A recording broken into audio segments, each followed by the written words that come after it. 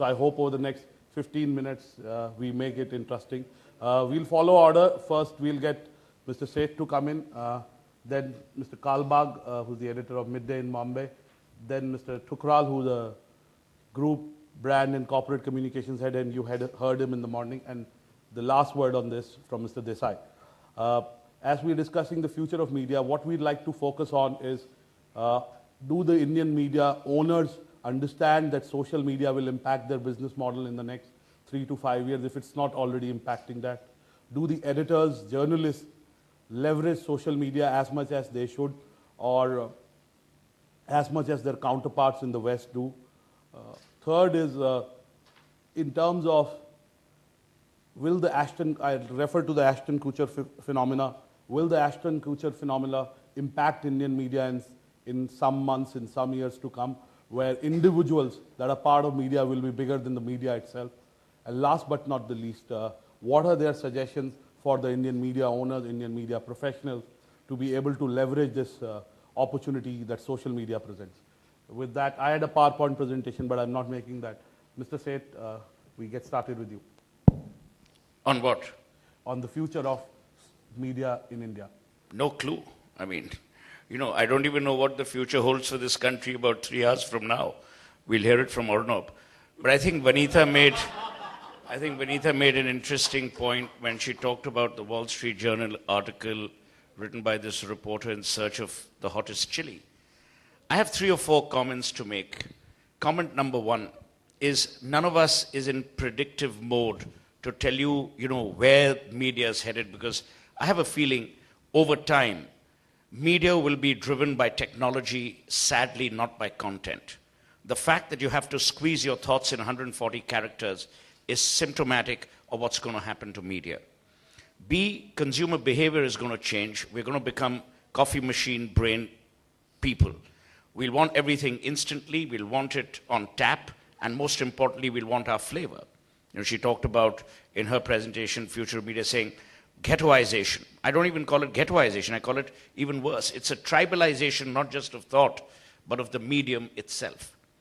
The third thing that's going to happen is, to answer your question specifically, do the owners of media know the impact that social media is having? Of course they do. The fact that, Sachin Kalbag's paper has an online editor, Lindsay Pereira, that's right? So Lindsay Pereira, and the fact that Midday covers what happens in the world of Twitter means that there is a connect. What has happened, unfortunately, is that the biggest casualty in all of this is the content part. I see editorials being written riddled with grammatical errors. The craft, the content, the subject matter has gone out of the window. I don't know how many of you read this morning's Indian Express. To my mind, it was one of the most fabulous pieces written by Shekhar on a very pressing issue, but obviously completely misunderstood by some of the jokers on Twitter. But that's irrelevant. That's par for the course, and that's going to happen. What is really important is, how will the media continue to engage disenchanted and disengaged consumers, /readers, /viewers? A lot of people today, especially in the younger age group, don't get their content mapping from traditional media, which includes television. So for all of us who believe that, television tends to influence and impact minds, it doesn't, which is why Shivnath Thukral joined Essar. Otherwise, he would have continued to preach every evening to us on the stock market and how he was rigging it. How it was being rigged. So I think what is also happening in a strategic manner, I'm sure Shivnath will bear me out, I'm seeing advertising and its composite nature also change. More and more clients are asking, but typically clients, give us a digital solution. It's almost like saying, can you put my ad out and show me how to look on a hoarding? I also believe, and this is very important from what Rajesh Lalwani and his team are doing, is fashioning content to create or invent consumer desire on the one hand, and more importantly, to shape public opinion on the other. We are no longer, with technology, going to be geography restricted. We're going to be geography neutral. In a world which is geography neutral, and in a world which is age neutral, because anyone can go online, I have a theory which I want Sachin and Santosh and all to comment on. There are an equal, not exactly equal, but there are a lot of old people who are also going online, except that they're using Skype to talk to their wards abroad.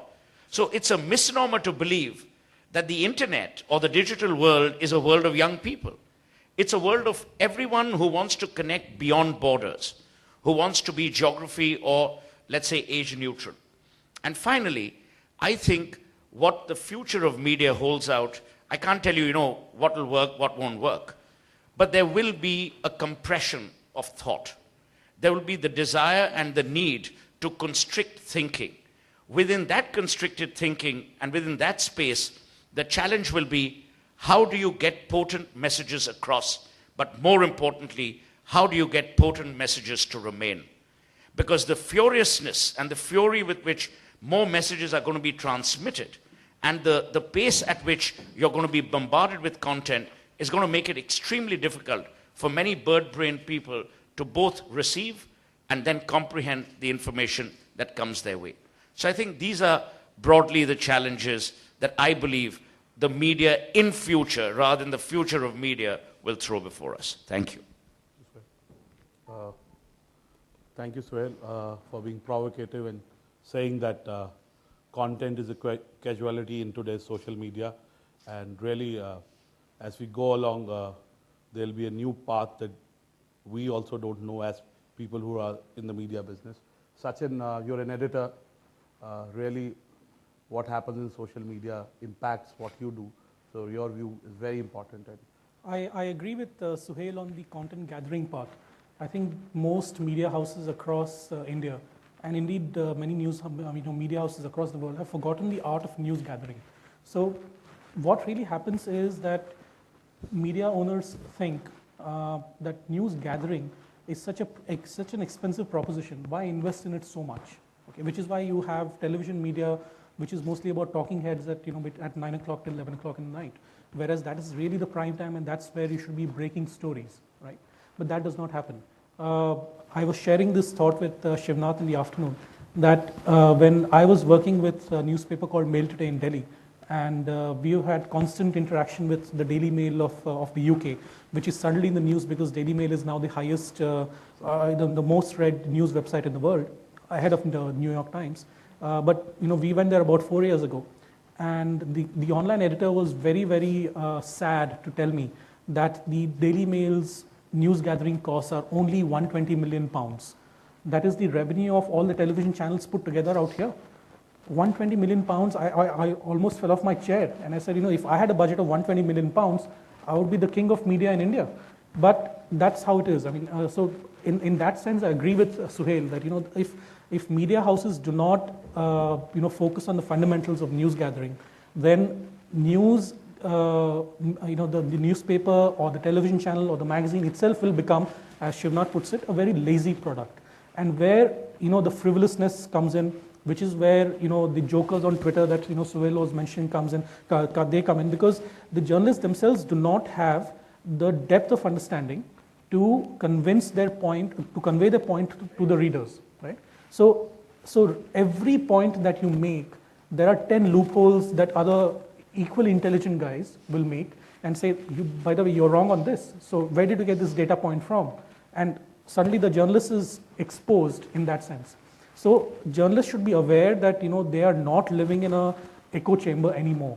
They should understand that their every detail of their story is being scrutinized, and by far more intelligent people than they are. Okay. So editors and journalists should realize this first, that earlier, 15 years ago, editors would live in ivory towers and say, what I preach is gospel. It's no longer the truth.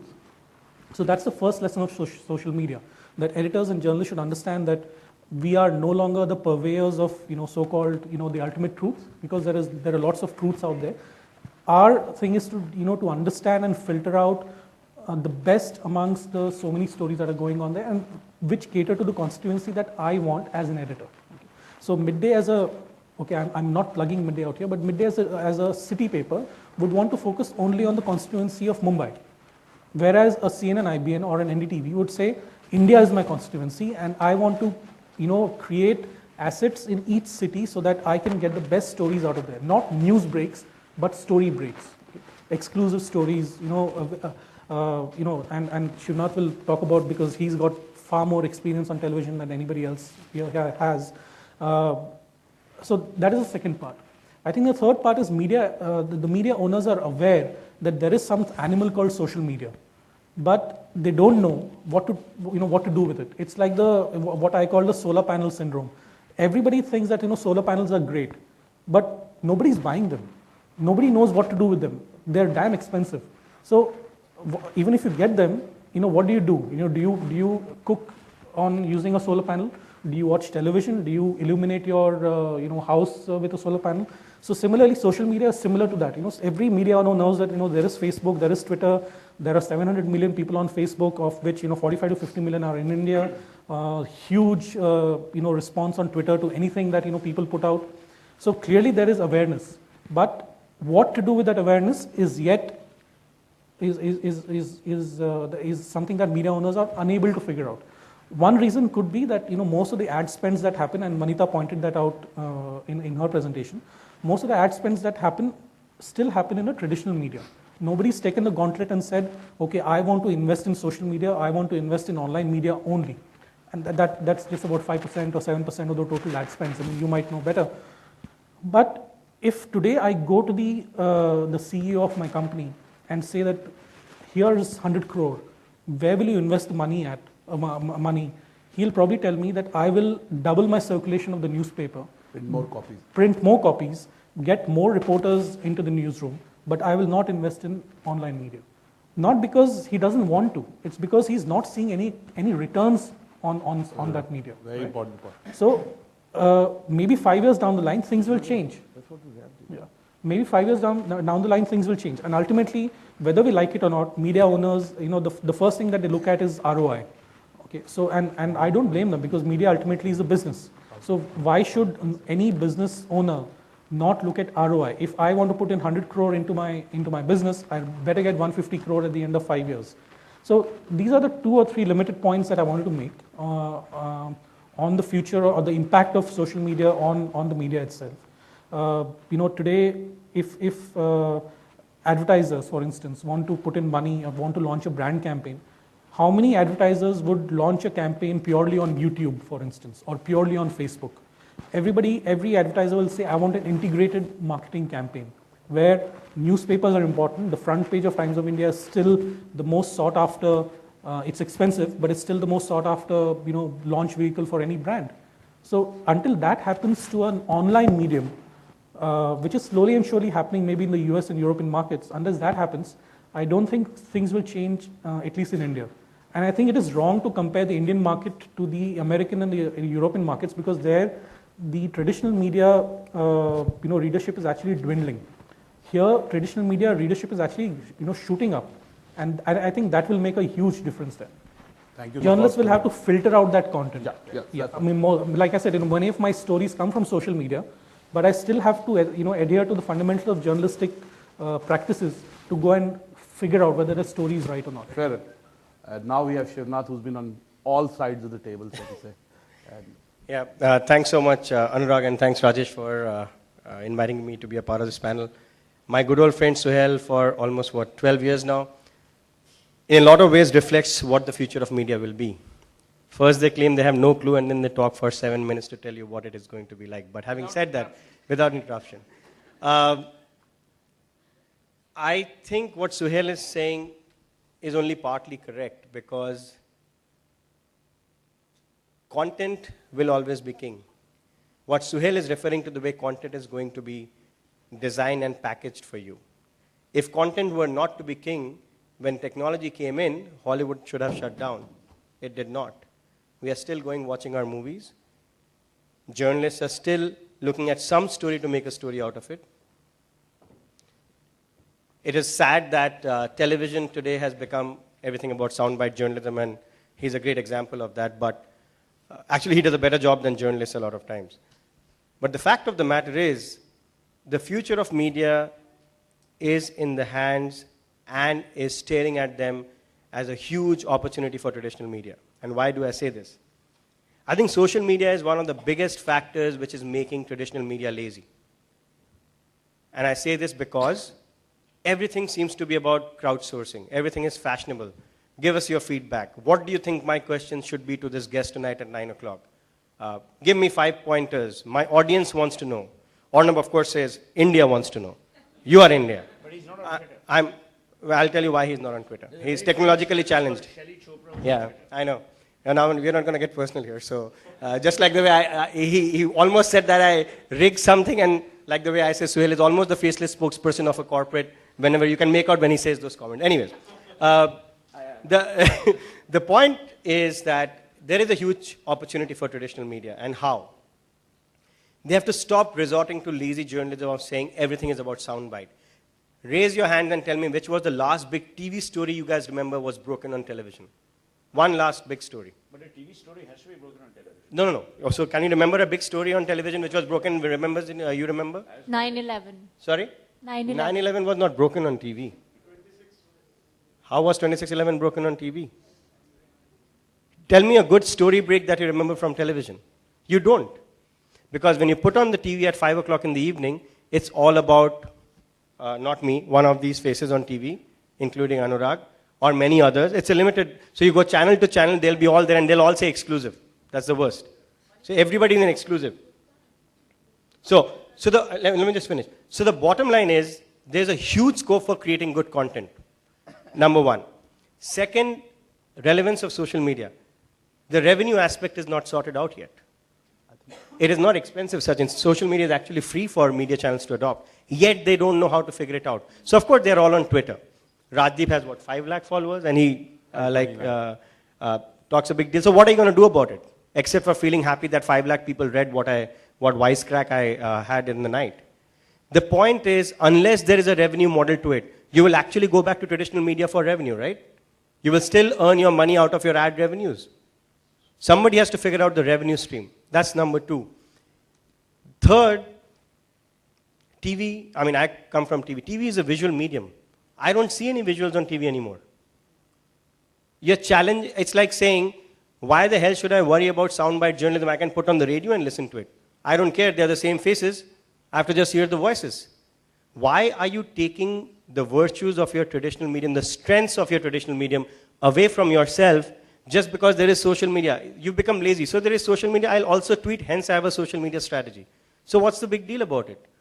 And I told you in the morning, and which is what Sachin was referring to, if in social media you're unidentifiable, unapproachable, unredressable, that means you are attacking me in an anonymous fashion. What good is that? You're becoming non-serious by your own right. Traditional media has the advantage of not becoming non-serious. So it has to work far harder, much more focus on content, and whether you like it or not, Akhil Gupta of Blackstone once told me, consolidation has to happen. He said it is difficult because in media it would mean consolidation of egos. It is not going to happen so easily. So if consolidation of egos happen, people come together, you'll have better cash balance sheets, which is going to happen after digitization happens, so your revenue streams will be better. I'm very confident that content will improve, and that's when you will figure out the men from the boys. Thank you, Shivnath. Really, one of the things that everyone says digital and social media doesn't see that much attention is because the money doesn't follow the news on social media, so to say. But as I said, that tomorrow there will be sponsored tweets and sponsored Facebook pages, and probably that will get more attention to social media. The attraction of social media is that it is not sponsored yet. Yeah. I want to know how many people's love for Facebook has gone down because you get pounded by advertising there. So it's not that easy. Yeah. In fact, a lot of experts are saying that that might slow down the traction of Facebook eventually, not in the near future, but maybe in the distant future. Last but not the least, a man that we heard yesterday, and we'd love to hear today again, Santosh Desai. I think there's been a critique of media as it exists today. I think that we've heard from everyone, and so let me just characterize that a bit before moving on to what might possibly the future of media be in India. I think when you talk about everything that has been spoken of, what seems to happen particularly on television, there has been a lot of critique. I would argue that a lot of it has to do with structure, and the interplay of various structures. It is the interplay of the market as a structure with television as a form. that produces a certain kind of effect. John Berger once said that, the singer might be innocent, but the song never is. The content can often, you can argue about whether a certain presenter, a certain channel does a good job or bad. But there is a certain effect that is produced by a certain media form, which I think needs to be taken note of. I mean, if you just go back to the earlier days when you had only one channel, Doordarshan, and you can curse it, and it deserves to be cursed in several ways. But the truth is that you could find a very wide variety of programming on a single state-owned channel. You could find classical music, you will find something about agriculture, you will see villages there, you will see badly made programs of all kinds there, you will see some disco lights and some pop music type of programs also there. But you saw everything on a single channel that we all cursed. You look at the $600 or $700 channels today, and if you have to find a program of classical music today, you would be hard put to find it. The truth is that in the name of choice, actually we don't have more choice. It's an illusion of choice that has got created by the multiplication, and which is strange. You would have thought that when there are so many channels, markets and the logic of markets should have told you that they would be, in fact, as you cannot chase the big numbers in terms of rating, as getting a single TRP becomes a big deal, surely you should not worry so much about chasing mainstream programming or going after blockbuster viewership, but somehow you are. Somehow everyone is imitating everyone else. And the other thing that seems to have happened is that a shallowness of a horizon that has come in. You find that everyone, media is catering only to its own constituency, which means it says, who are my listeners, who are my readers? I need only to speak of their lives and to them. And therefore the depth of field of media has reduced dramatically. And which is the reason why you have the whole phenomenon of the TV talking heads debates and the endless, it's a little, and what is social media doing? It's interesting. At one level, social media can be challenging this, can be actually the voice of people at large. But you look at most of social media reactions and you will find that playing off and they're riffing on what happens in mainstream media. So most of the tweets are in fact also about mainstream media, what happened, who said what, who didn't say what. So it's interesting that it's a chamber of very hollow echoes that we are actually seeing, which is really what media in India is increasingly become. And so therefore, the other thing I find interesting is that, there is so much talk about the penetration of advertising and paid news and all of that in media. But I would argue that in its most fundamental way, media is advertising. Media is not influenced by advertising. The codes that govern journalism are the codes that govern advertising. What do I mean by that? What do you do in advertising? From an array of facts or information or material, you choose the one that is most emotionally resonant with your target group, and you frame it in a way to maximize its impact. It's a selective framing of fact in order to get the maximum response. You look at journalism today, it is exactly the same. Why is it that you see much more of this on television than you see on print? I would argue that it has a lot to do with the fact that television can be measured atomically. Every second of television can be measured, which means you are terrified every second that you are on air, that you are not being viewed.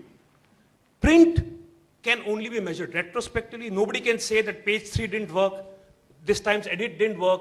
You are not measured on a day-to-day, hour-by-hour, second-by-second basis. There is a degree of freedom. There is therefore relatively greater depth of field that is available in print.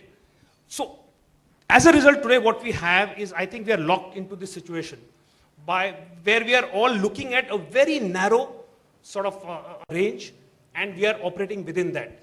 I think the answer, which is easy to say, very difficult to implement, lies in the fact that media needs to lead, not follow. In a sense, it's only when you widen both the interaction of traditional media and social media. When social media plays its role of challenging traditional media, bringing in fresh input, giving it more material that it can read off, and if traditional media, instead of following, uses social media to sense what are the concerns of people, invests, creates, and decides to lead, and says what is not merely demanded or by consumers, but what is needed by viewers and readers, that's when you start expanding the media discourse. That's when also you start valuing content and developing over a period of time the ability or a desire to pay for it. In the absence of that, this is a narrowing field, and we are increasingly at the mercy of 5 people who will be then echoed and criticized or lauded by a million other fools. Thank you. Thank you, Santosh. What essentially Santosh is saying is that the rules that applied to mainstream media 10 years back still apply to social media. And second, social media in some ways amplifying, accentuating what mainstream media and mainstream journalists are doing. With that background in terms of what's happening in the Indian media landscape, Suhel, I'd like you to retort if you have a different point of view to what Santosh or any other panelist said. And second, also very one important point. I have a hypothesis, and I'd like you to tell me whether that's true or not. In the light of Sachin saying that social media is frivolous, do you see branded content, so an ndtv.com or a hindustantimes.com, will find more audiences in social media than non-branded content? I have an issue with both Shivnath and Santosh. I thought the topic today was the future of media. We all know what's wrong today. We're trying to analyze what's going to happen tomorrow. But let me start with today, since everyone's, in typical Indian fashion, gone to their karmic past. I believe Mint Lounge over the weekend is a fantastic print product. It allows me to celebrate the craft of the written word in a manner no one else does. By the same logic, I think Crest is a great product. I think longer articles which were non-fashionable for a brief while are returning. Magazines are returning with more fervor to, long polemic articles, including ones written by the patriot Arundhati Roy. So that apart, I think the bigger point, and I want to take you back to what I said earlier, my focus was on where the future of the media is, and I still believe that there will be constriction of content, but that doesn't mean the sacrificing of the idiom of content that must prevail. So we're not saying we want bad content restricted or constricted. We're saying that's going to happen. That's going to happen because time is going to become even more precious. There's going to be a paucity of time. There's going to be a bombardment of information. And within the heap of messages that you get, you are going to select and choose, not only on the basis of the hierarchy of messages, but even on the basis of what you prefer. Individual preference is going to guide not the dissemination of media, but the receptiveness of media. And that's the critical point to understand. We can't tell a Sachin Kalbag what to write, but we can certainly determine what we will receive from what he writes, which is why the advent of the supplements, the page 3s, the page 1s, blah, blah, blah. Customized feeds. Look at the edit page today. There was a time when you had middles, and I'm not referring to any body parts here, but where the middle was the humorous piece or the satire as part of the edit page. That's vanished because we're taking ourselves too seriously. My final point, which I'm amazed at, is why is everyone talking about news? There's more to media than just news. Why are we not talking about media in the domain which crosses over, which is a crossover between literature and media? Celebrate the success and the enduring success of a biblio. And all that it does is it reviews books and it interviews authors. I see magazines like Platform doing an amazing job. So it's not all bad. The point that I made earlier, and I will retain that point, is that as we go ahead, content will shrink. We will need to make Walkmans and MP3 players out of the content that we receive. But the celebration will be not in how we receive them, but in the non-sacrificing of integrity, of the news gathering process, and the credibility with which it is gathered. If those 3 elements are retained in their purest form, we don't need to worry. Finally, as far as monetization, to answer your second part, I think monetization will happen as we're seeing it happen. It'll happen not on the social media that are visits, which is Facebook and Twitter. We're already seeing it in other engagement media such as LinkedIn and so on and so forth. It's going to happen. Today, more and more companies are investing on Facebook pages. I think Santosh or Sachin mentioned integrated marketing. I can tell you one of my clients, Tata Steel, we're doing something around valuabled.com, where a lot more money and focus is going to be spent online because we want to youthify a 104-year-old brand that Tata Steel is. So if you're careful, if you're strategic, and most importantly, if you're scripted, you will prevail.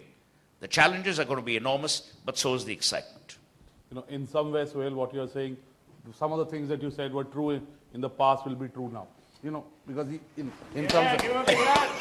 Thank you for that. Thank you for that. I'm But used to it, so don't worry. Anurag, just It's very difficult to throw me off the chair. just to add a point to what Suhel said, as I said, he can be a good TV anchor because he always says what he wants to without actually wanting to hear what the other guy has said. I know The idea why was Rajesh got me as a moderator.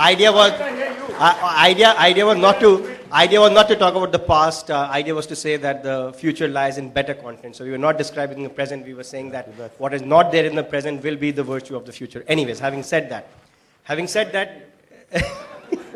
why are you getting worried? Having said that, the only space where I partly agree with Suhel is fine. Yes, the slicing and dicing will have to change of the content, but I don't see any downslide in the way long format material is being consumed.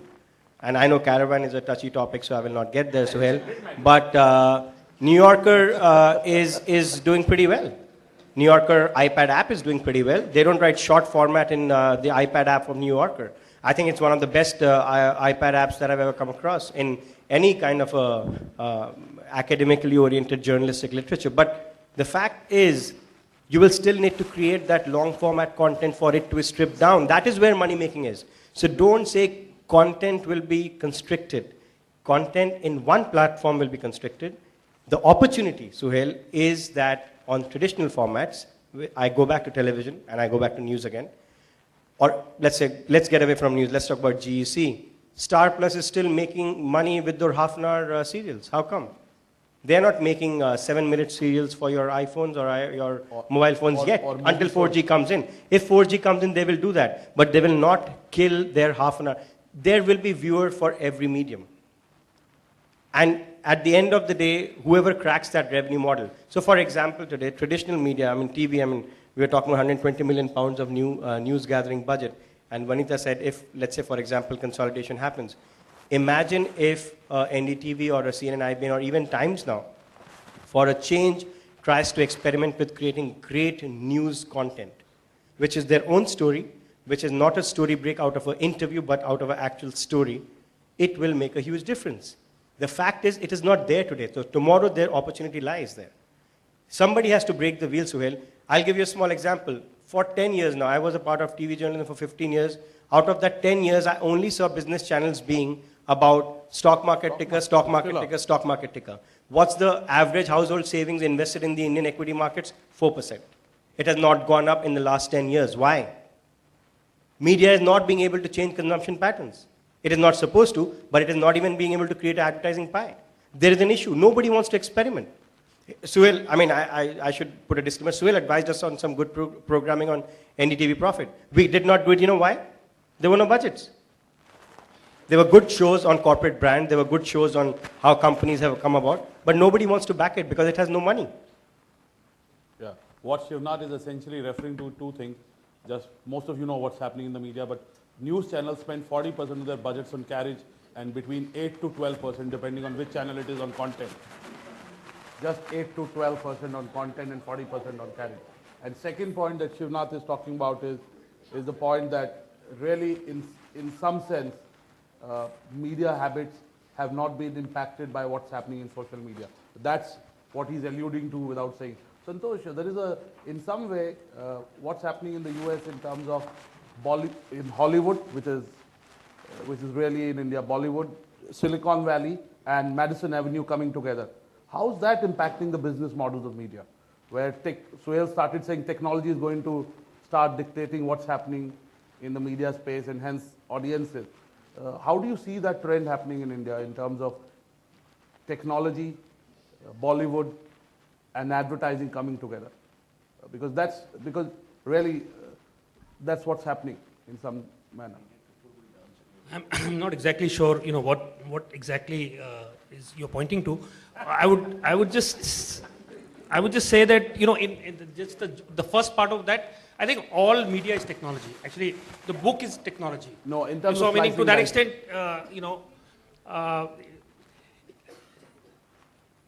no, I do think that already what we are seeing is an interplay, that is taking place. I mean, I think Vanita pointed out that even now, if you look at this, the influence of Bollywood already is a very profound influence that we are seeing today.